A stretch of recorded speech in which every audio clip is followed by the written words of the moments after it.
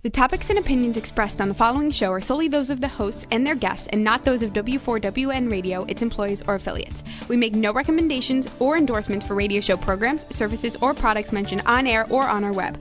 No liability, explicit or implied, shall be extended to W4WN Radio, its employees, or affiliates. Any questions or comments should be directed to those show hosts. Thank you for choosing W4WN Radio.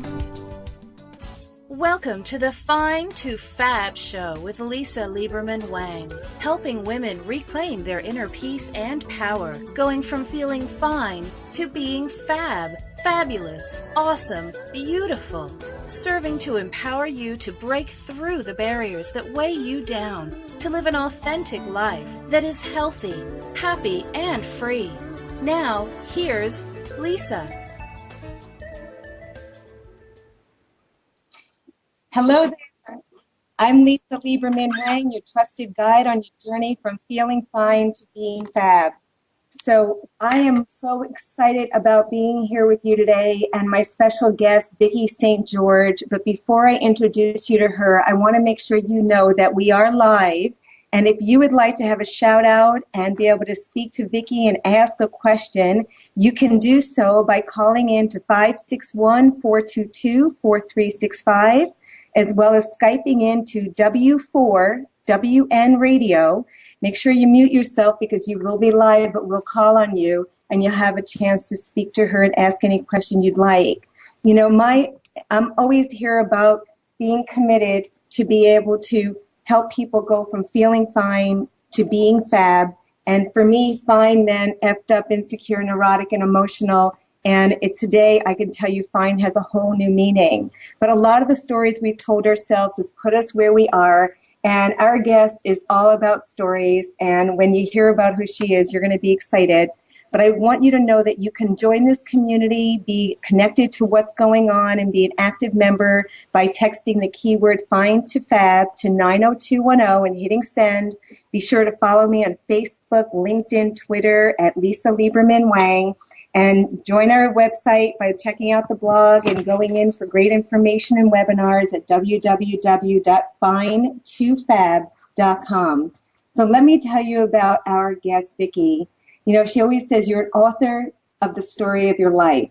But with almost 30 years as a student and trainer in personal development and 18 years as a ghostwriter, editor, and author coach, Victoria St. George, I call her Vicki, of Just Right, will discuss how to empower your life by taking control of the authentic stories you tell yourself and others, and how to share those stories through meaningful means of successful books. And one thing I want to say, Vicki, are you there? I am. How are you, Lisa? Geez, I think I muted. Vicki, you there? I am. Can you hear me? I can. It was me. I'm so happy. So a great start. Vicki, you know, I always think it's funny to know that I have known your presence for almost 20 years. Wow. And it's amazing that I didn't even know this side of you because we met through the Anthony Robbins Foundation and through me going through his program and then, you know, going through the ranks and being part of a servant and helping others. So I'm excited for what you're going to share because I know it's going to enlighten so many people. But I want you to have the opportunity to tell people a little bit about your backstory, who you are, and then we'll give them more information.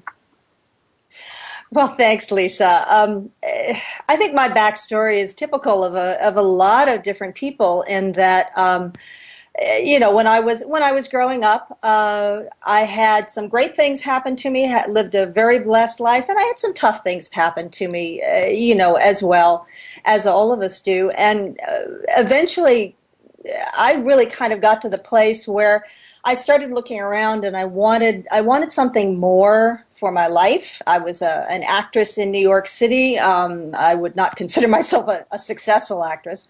And I really looked around and said, you know, there's got to be something more out there for me. And that was really what brought me into the wonderful world of personal development. Took an Anthony Robbins seminar and really found that there was a whole other world out there, a world of people and ideas that were really about the fact that you could take charge and take control of your life, that it wasn't about what was happening to you, but it was really about what you did with it. And, based on that and based on spending a lot of time in that world, working with people, learning different tools and techniques, and helping people to really empower their own lives, I discovered that one of the key elements was that we all have these stories that we tell ourselves about our lives.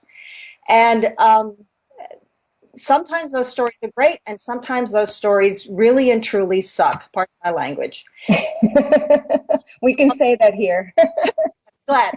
But what I discovered was that there are ways that you can really look at your life and figure out a way to make that story empowering. It's not about, let me be clear, it is not about lying to yourself, but it's really about taking a look at the events of your lives, the aspects of your lives, and finding different ways that you can tell yourself that story so that it's something that really helps you, find a new way of doing things, find a different resource, and ultimately become the best person that you can be.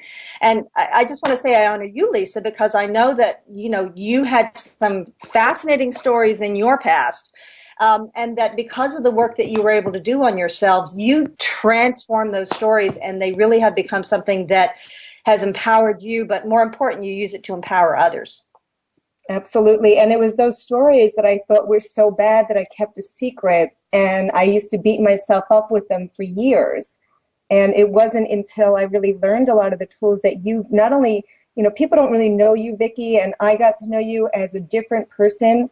And you've not only helped tens of thousands of people indirectly, not even knowing your presence, but you've trained thousands of people to help people. And I think that's such a gift that most people aren't aware that even happens. It's like behind the scenes, the angels that actually make things happen.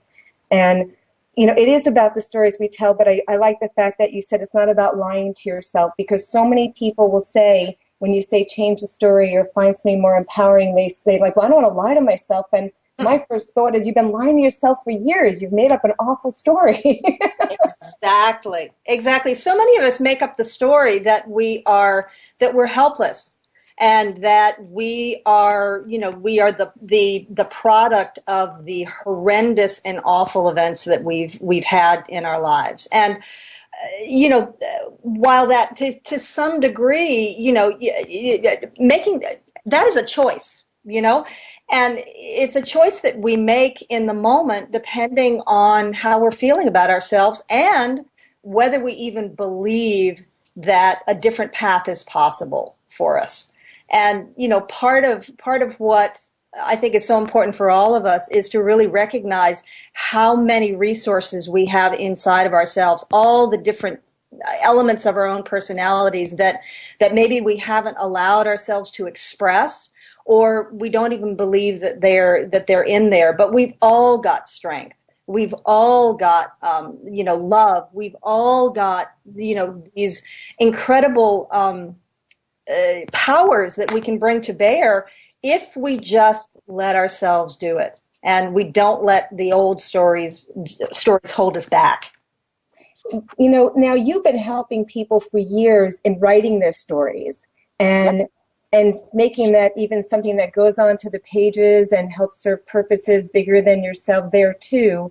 What are some of the things you can even share with people when they think, if I put this story there, how am I going to go through this? Or even the story they're telling themselves, how much of it is really real, and does it need to actually be put down the way they see it now, or is it in a healing manner? Are there any things that go around that, Vicki, that you've seen over the years, 18 years of doing this? Well, it's interesting because one of the great things that is part of my job as a profession, I am actually an author, coach, and a ghostwriter.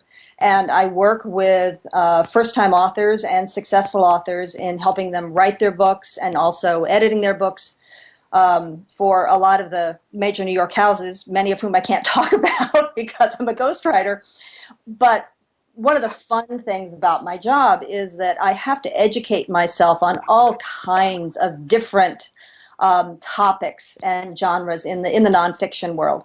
And one of the books that I'm currently working on has a lot to do with neuroscience, neuropsychology, and really getting into the cognitive science field, which is kind of tied to personal development. It's really the scientific basis of personal development. One thing that I just was reading about was the fact that the stories that we tell ourselves about events that have happened in our past, really our brain recreates those stories every single time we tell them, whether we're telling them to ourselves or we're telling them to another person. But here's the truth. Because they're recreated each and every time, one, they're really not real. Mm-hmm. Yes. But two, we have the option, if we want to change them in any moment. And so if we take a look at the, at the stories that we're telling ourselves, say that there's a story of in the past where, I'll just use one from my own life, if that's all right. Sure. When I was growing up, I was a fat kid. And I had a mother whom I loved dearly, but she was bound and determined that she was going to help me gain thinness, shall we say. And there was one particular moment when I had actually lost a lot of weight when I was in college, and went out to the a department store with my mother, and I was excited because I wanted to buy, I was going to get to buy a swimsuit. And for the first time in my life, I thought I could actually wear a two-piece. And my mother very gently but firmly discouraged me from so because she thought I was still a little too plump. Well, I made that mean all kinds of things for about 10 years. I used it to, say that I would never get thin enough, that I wasn't good enough, it messed with my head. And one day during the course of one of our personal development seminars, God bless them, I had a chance to go back and relive that story, only in such a way that this time I stood up to my mother and I said, it really doesn't matter what you think, but I feel like, I'm ready for this and I'm excited about it. And I'd like to try on a two-piece bathing suit. And did the event change? No, of course not. It's in the past. But my perception of the event and my emotions around that particular thing, just because I went back and I looked at it in a different way and I imagined it in a different way, it broke the emotional chain that I'd had around that story. And it really made both my attitude around my body and even my attitude around my mother very, very different. So, that possibility exists in any moment, is that we can take a look at the stories that we tell ourselves and we can bring in different emotions, we can bring in different strengths that we possess and look at them in a different way and then experience them in a different way. And that goes back to the fact when you said the neuroscience, and one of the things I love when Dr. Banlow, when I'd gone to study with him as well as all these other people, is about the fact that our brain is really just a representation system of events. But like you said, you're pulling different things from it. So each time you make up that story, it changes. So what is there to believe? And that really goes to the fact that who knows where your mom was coming from at that moment in time when she said that, with well intentions and obviously loving you and trying to protect you in her own mind. But the meaning we put to it. And I can think of so many of my own growing up of what I really thought things meant. I mean, my dad was probably I thought the strictest person in the world. And today I look back, I was like, oh my God, he was such a loving dad. He didn't have to show love, but he was protective and he was just trying to take care of his daughter and make sure she didn't get hurt. And I thought he was awful because he wouldn't let me go out. He wouldn't let me do things. So my meaning around it was a completely different one as a child. And as an adult, I'm saying, oh my God, he was doing his best to keep me safe. And I was doing my best to not. Exactly. And how many different times have we been in a situation where, we think that it meant one thing, and then we come to find out, and we get information from another side, and all of a sudden it means something else. The boss that turns down your project, and you think maybe it's personal, or you think that maybe it means that you're not doing a good job, only to come to find out that there's something else going on that you didn't even know about. Absolutely. But but because you didn't, and when you get the new information, all of a sudden it's like, oh, okay, now I understand. Those kind of things. It's just so important for us when we look at those stories that we tell ourselves, that we really do our best to figure out whatever the most empowering meaning is for that story. Sometimes the most empowering meaning is not necessarily the fact that you can go back and change it, but the fact that you learned something from it. That even the most difficult situations that we've had, what I've discovered in working with people, through the years, is that if they can learn something from it that can help them moving forward, that oftentimes that also can help make that story an empowering one. Yeah, and that's where I got my expression from. What's good about this? Mm-hmm. Anytime anything was bad or seemingly at that moment devastating, or I didn't know how I was going to get over it, I immediately today can do this, but years ago I didn't know how. And I would say, what's good about this? And if I could find one little thing good about this and a lesson that I can apply, that it doesn't have to happen again, or I can change something, then it was all good. I can make it a good event. Oh yeah, and what you're saying, Lisa, is probably one of the biggest gifts that we can give to the other people in our lives as well. Because so often, I'm sure you've had the experience, and I know that I have, is that you see people who are going through some really, really, really tough times, and when you're in that emotional morass, it's really difficult to be able to see what the good is, or to be able to say, what can I learn from this?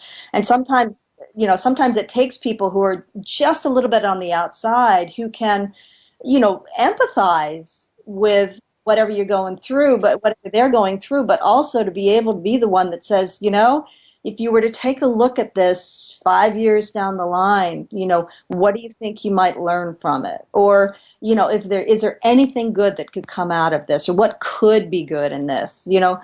That's oftentimes one of the biggest gifts we can give people who are really going through something tough.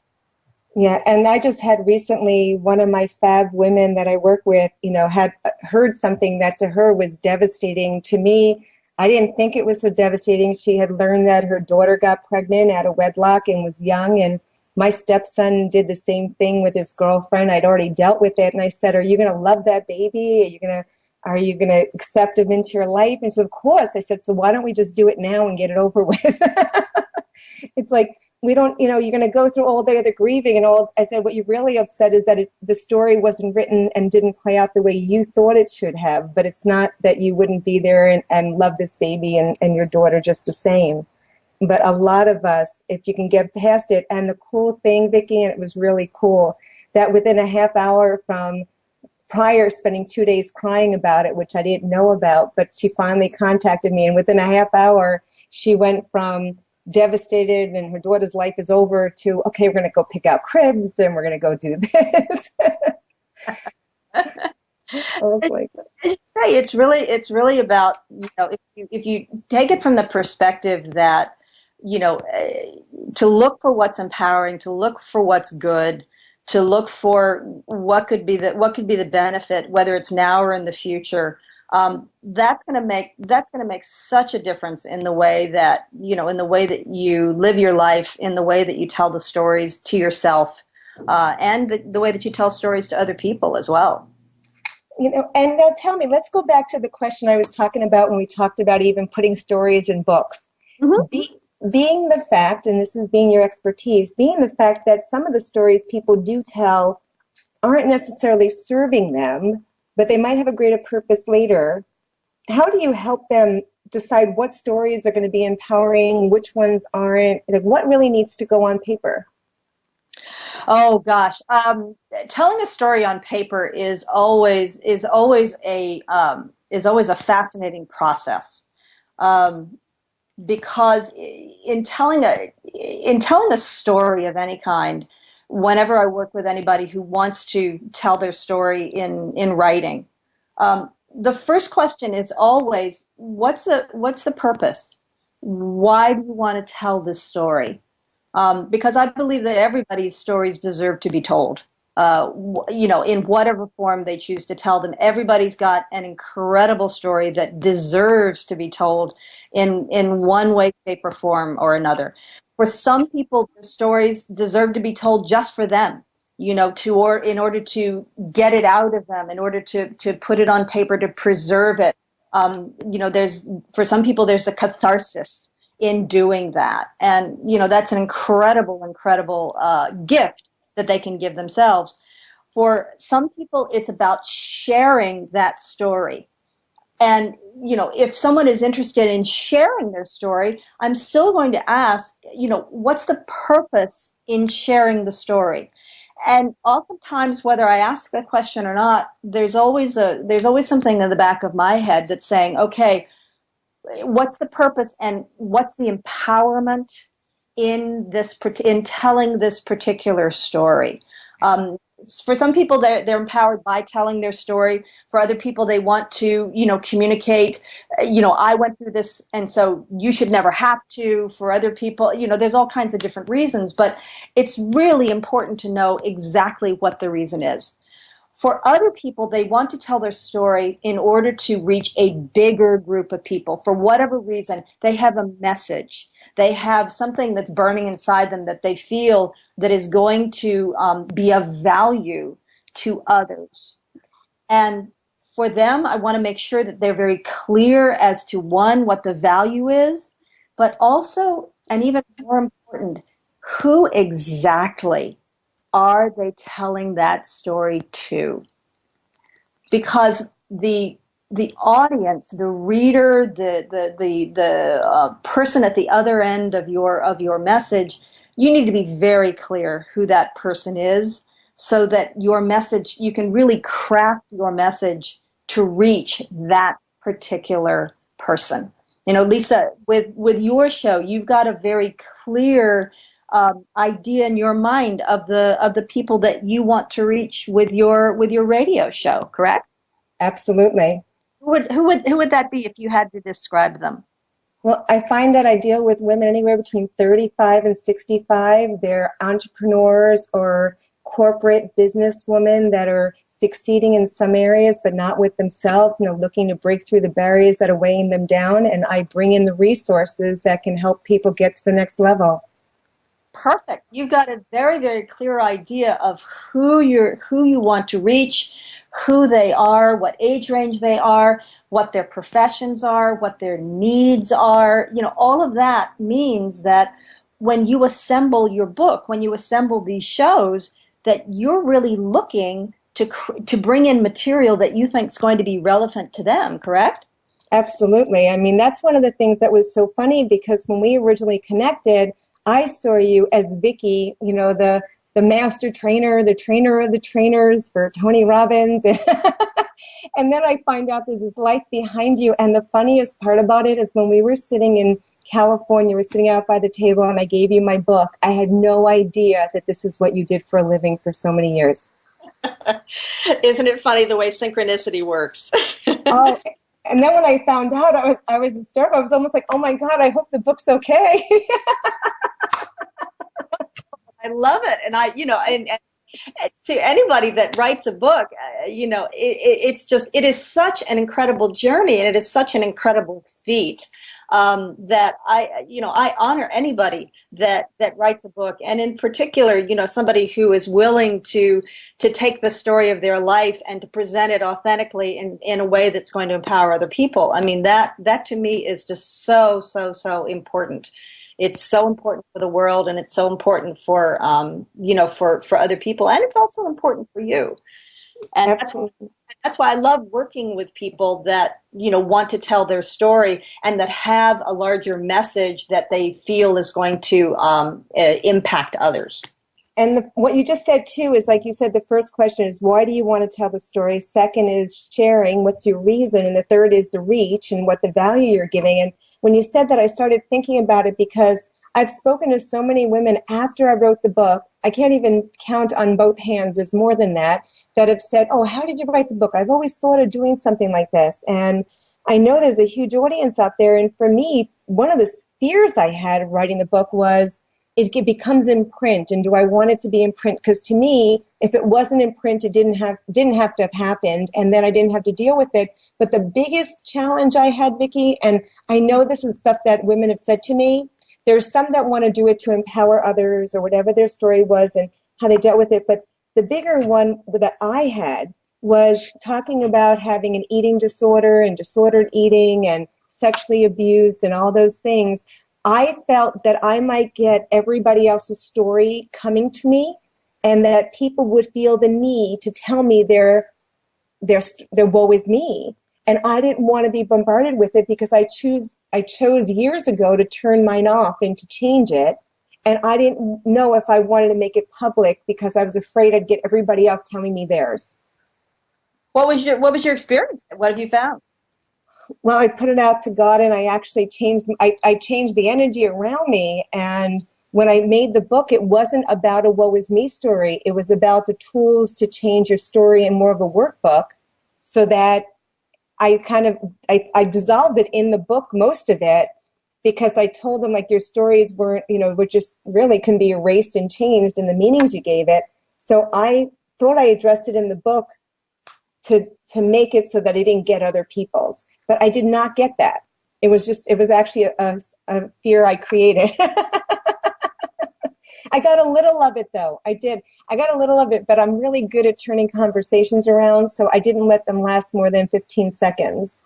Well, and I think that's really another key point in terms of both writing, but also more important personally, is that oftentimes we can get ourselves trapped in the lousy stories that we tell ourselves. And you've run into it. I've certainly run into it in our lives and at seminars. Is that some people get very invested in the problems. The problem stories that they tell themselves, and it's so critical, certainly personally, but also on paper, is that it's really about looking at your stories and recognizing that there's far more power inside you, and that you are more and better than any problem or anything that can have happened to you in the past. And if you're still, getting acknowledgement from feeling lousy, then you need to get off it really quick and work on changing it, because there's so much more that will be available to you if you let that old story go and change the way that you tell it. Absolutely. Now, what would you say to the person that's looking to make it something where they just really think they have to share a story, but they don't really have a big audience that might have that need, but they have that need to share it? Something it doesn't really matter. As women, certainly, and I think that this tends to be more women are better at this than guys for the most part.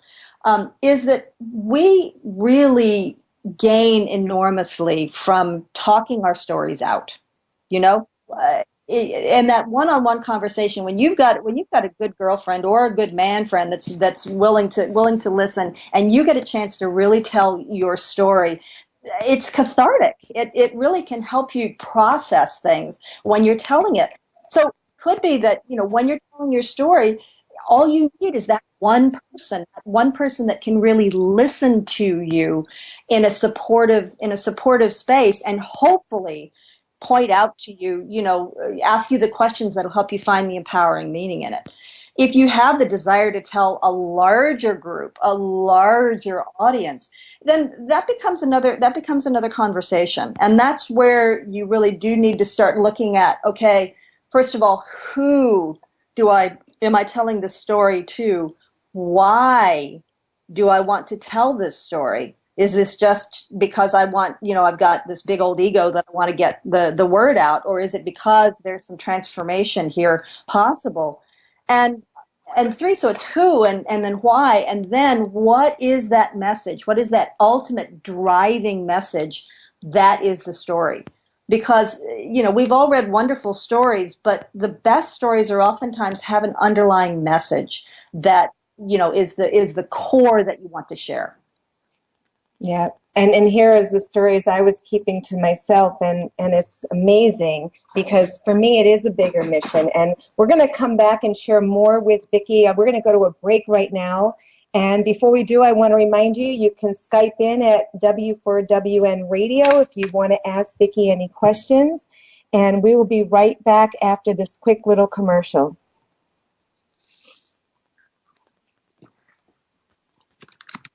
There. This is your life talking to you. Yes, I know it's unusual. You think that you are just living your life, but now here I am. I just had to speak up if you and I are going to have the best. Yes, you've had some success with me, but things could be better. I know how tough it's been to fight depression and the habits that lead you to self-sabotage and disordered eating. I applaud you for all the professional and self-help remedies that you have tried so far. But let's face it, they haven't worked. But it's not your fault. I know. I was there, remember? It's time that you listen to me for a change. I want you to go to www.findtofabshow.com and find out how best-selling author Lisa Lieberman-Wang can make me your life fabulous. Right now, Lisa is offering a 10-week transformational program for us. Mention the show and we'll get a really great discount. Hey, I'd go online and do it for us, but I don't have any fingers. So go ahead and go to www.findtofabshow.com and let's make the changes we need today so we can have a better tomorrow.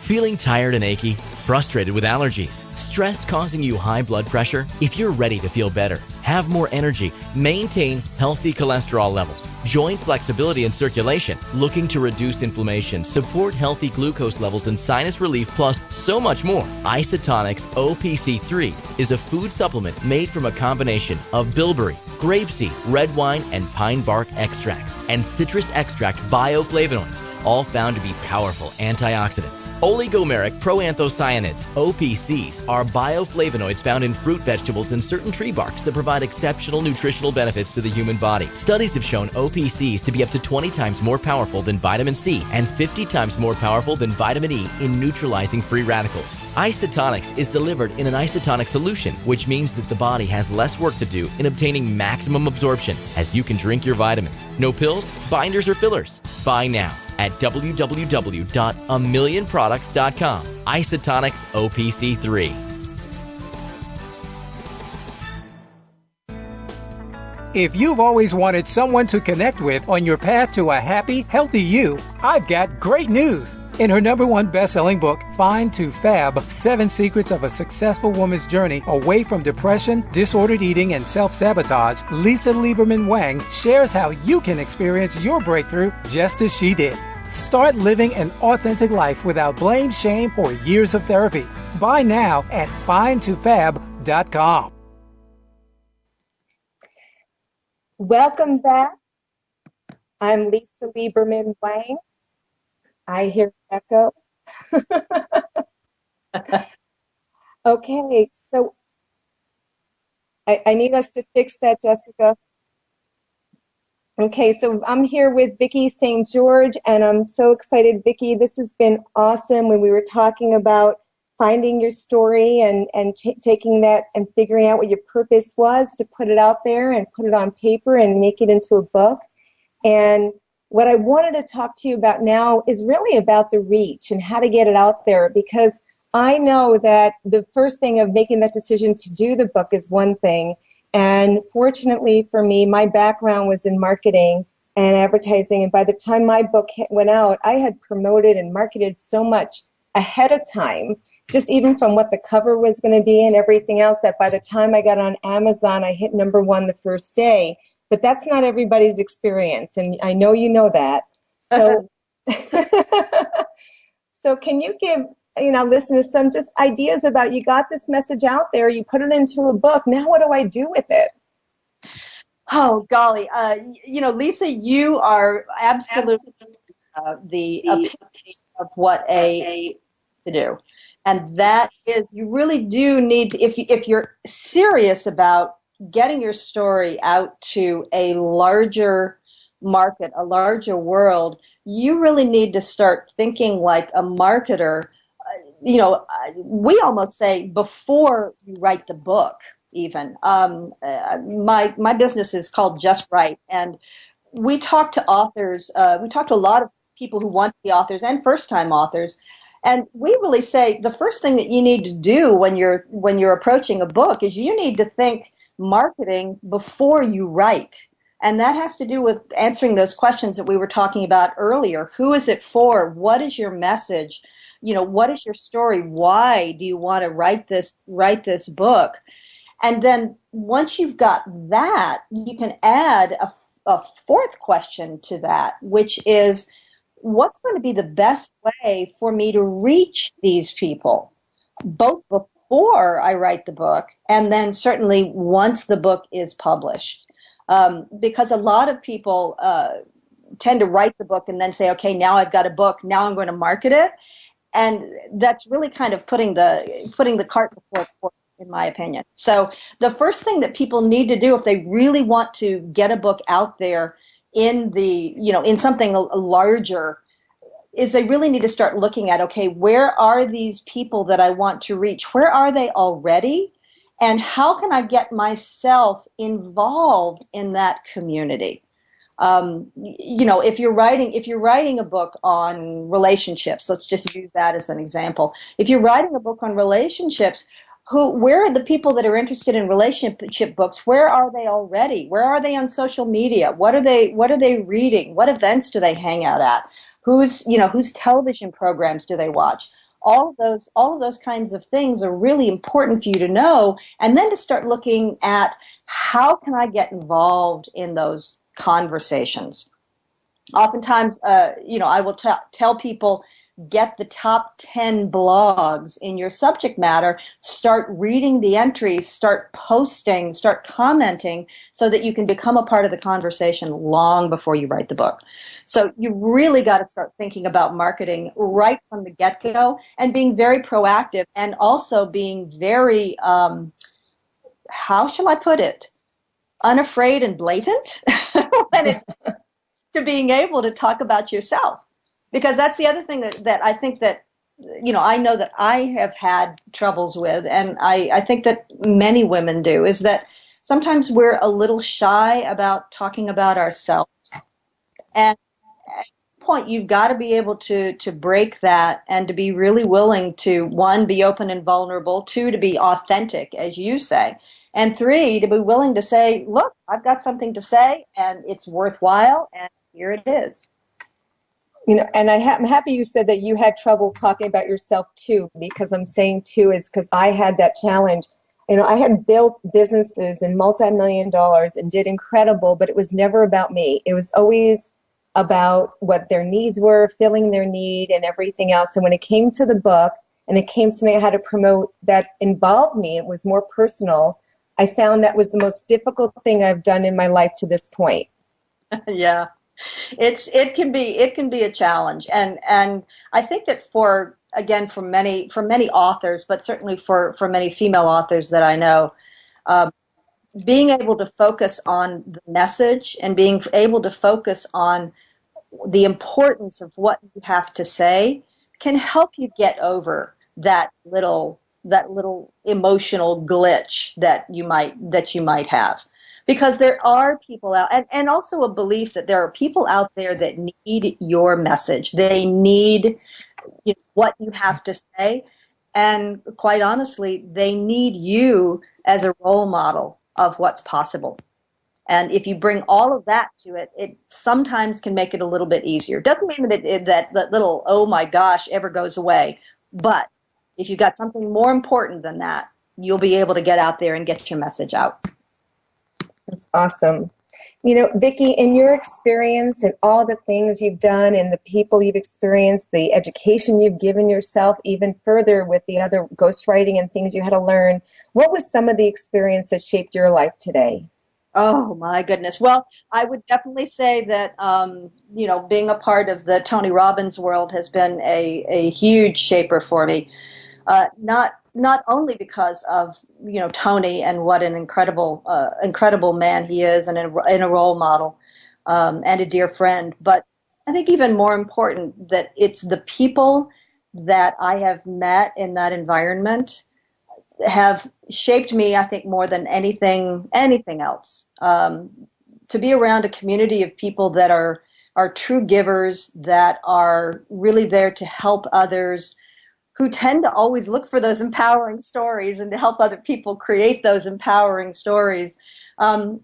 It's shaped me, I think, more than anything else. And I will also say, being a part of a very strong community of women, there's some powerful ladies that I have the privilege to call my colleagues. I have an incredible business partner named Karen Risch, whom I also met through Tony, who is a valuable collaborator and an expert author and coach and ghostwriter in her own right. And I think that probably because of watching all of those powerful women has really given me permission to be powerful as well. It's not always easy, and God knows I still have the holy moly, what am I doing moments. But I also have a lot of strong ladies who've been role models and who have my back.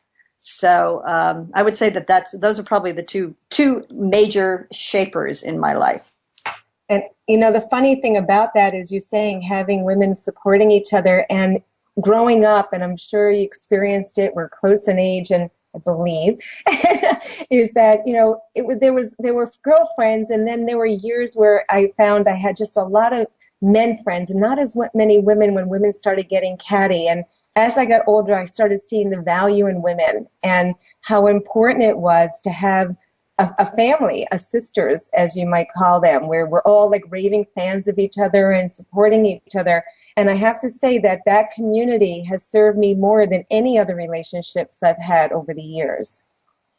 It's incredible when you do have really good, I would say really good friends, because I will certainly include some of my dearest gentleman friends in that group as well.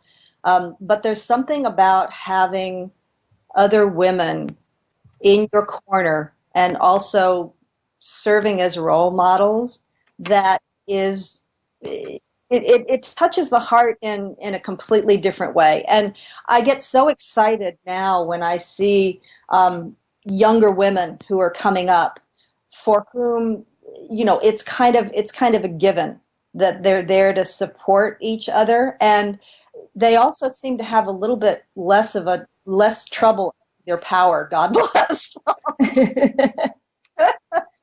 So I have great hope for our daughters and our nieces and our granddaughters of some of my friends who are coming up now, that they have the potential to tell themselves incredibly empowering stories and to support each other in ways that perhaps it took us a little bit longer to get to.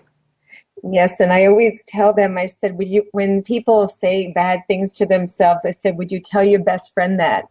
And they'll always say, no, I've never tell them that. In other words, would you tell the stories to your best friend, or say to them, you're awful, you're stupid, you're fat, you're ugly, you're not smart, or you're not capable? Would you ever say that to your best friend? They say no. I said, well, then be your best friend. We got to learn to do more of that. And I think that's what's great about having good friends, especially women. I happen to love the fact that I've done the same thing. And some of my girlfriends, I can't even believe it, they're in my life for over 40 years. Yeah, it's incredible, isn't it? Yeah, because I'm only 40 years old. It's amazing.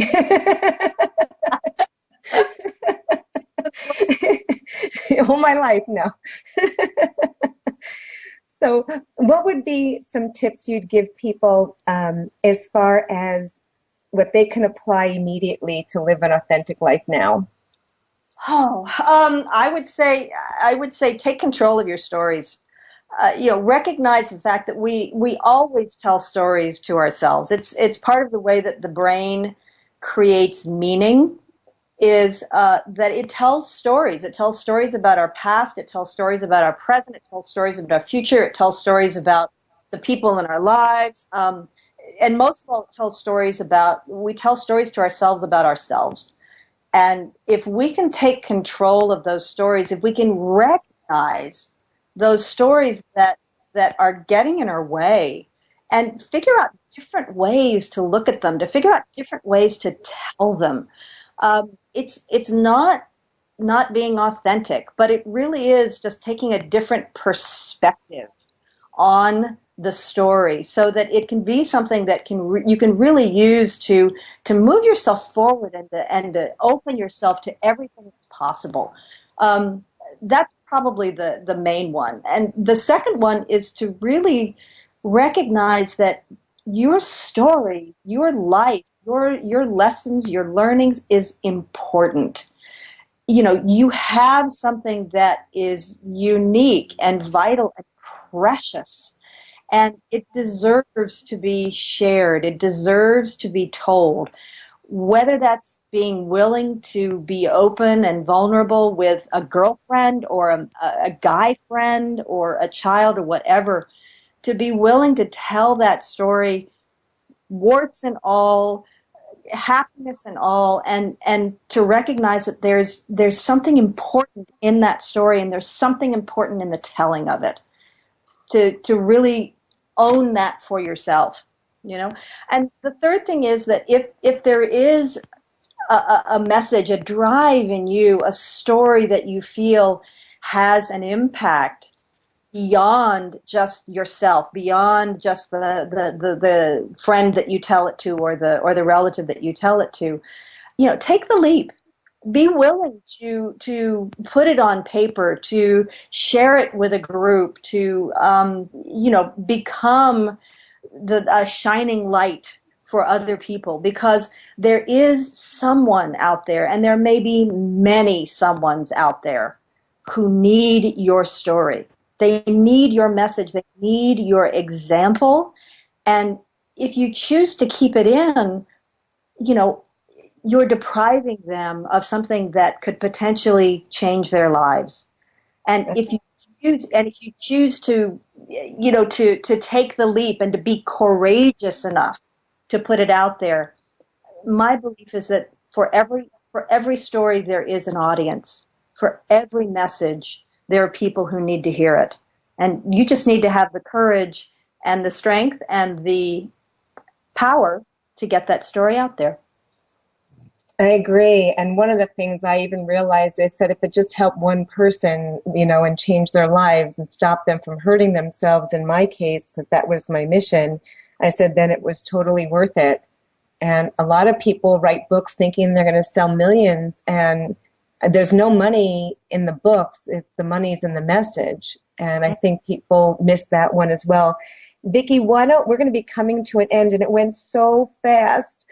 So I would like you to tell us how you're bringing your purpose and your mission into life, and how people can reach you. So if they want to find out more and get your support, they can do that. Absolutely. Thank you. Well, most of the way that I mentor people is through the purposes of helping them write their books, helping them make the decisions about whether a book is right for them, how they're going to get that book out into the world, and to also help them navigate the somewhat confusing and complex process of getting a book written, published, and then to people's hands.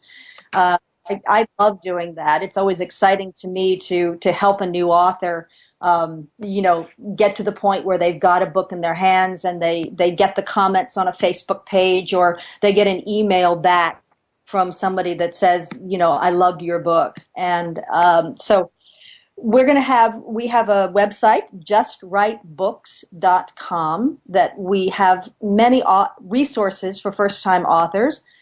We also offer some free special reports there that are really designed to educate people on the process of writing a book and publishing a book. And we're going to be doing a webinar on the 12th of August that's really focused on giving people an overview of the process of marketing, publishing, and writing your book in that order. So if anyone's interested in that, they can go to www.justwritebooks.com and enter a name and email, and we'll contact you with the information. We also have a book ourselves on Amazon, and it's called 30 Days to a Successful Book, and it's available both in Kindle format and also in paperback. So if you want a very clear outline for getting ready to write and publish your book, I recommend that. And if anybody wants to reach me, I'm at Vicki at justwritenow.com.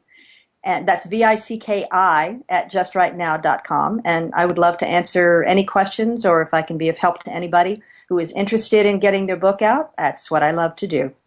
Okay, awesome. And I just want everybody to know it's Just Right is JustWritenow. So Just Right Now. And Vicki, I am so happy that you're here, and I know that we can keep going. We'll have to have you coming back and share more great information for the future authors and women that are out there sharing their message. So thank you again for being here. Thank you. It's been absolutely delightful, Lisa, and I love your show and love your message. Thank you. So to all our listeners, thank you for being here. Remember, you're fab. Follow me on Facebook, LinkedIn, Twitter at Lisa Lieberman-Wang. Check out the website. We'll also have the recording there and the link to find Vicki, so you'll be able to find her on the blog. And any future calls and past any of the shows will be recorded and put there. So until next week, remember, once again, you're fab. Have a wonderful day. Now that I have your attention, ladies, when you need help breaking through the barriers that weigh you down, turning to food is not going to help, and starving yourself along with ongoing feelings of helplessness and frustration will not help either. The cycle of self-sabotage, disordered eating, and stinking thinking has to stop, and there is no better way than with other smart, business-savvy women like you who are making the change with best-selling author, licensed master NLP practitioner, and trusted guide, Lisa Lieberman-Wang of Find2Fab.com. Lisa will help you get that breakthrough you've been waiting for. Go to Find2Fabshow.com right now for all the details of the life-changing 10-week transformational program and the special listeners promotion. It's time to turn your life from feeling fine to being fab. Fabulous, awesome, beautiful. Go to Find2Fabshow.com now. When I see